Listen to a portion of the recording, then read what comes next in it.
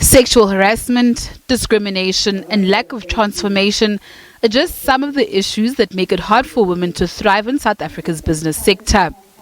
The country is still grappling with gender-based violence, and it's ranked as one of the world's worst places for women to live in. These issues topped discussions at a dialogue between the president and women in business convened under the theme, "The Economy is Women." 25 years into our democracy, we still live in a country where gender-based violence is a norm. Mr. President, South Africa is at war with its women.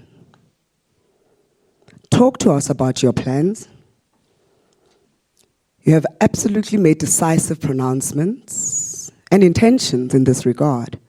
The improvement of economic power of women, the enhancement of legal and policy frameworks, and redirecting funds to improve and ensure adequate care, support, and healing for victims of gender-based violence.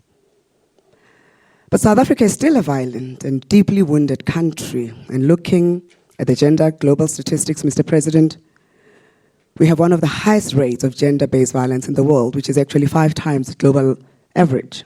The president has reiterated government's commitment to prioritize women's well-being. Those commitments I'm prepared to make and say, I want to promote the well-being of women in our country and would like to direct every program that we do in government towards precisely that. And this I am prepared and willing to say very openly and say that is what is going to drive my presidency to make sure that we empower you as the women of our country. Corruption in government was also on the agenda at this gathering. Delegates raised concerns over the impact of state capture on government's ability to deliver on its mandate. The president conceded but promised a turnaround strategy. State capture has been much more impactful than many of us actually see or believe it has been.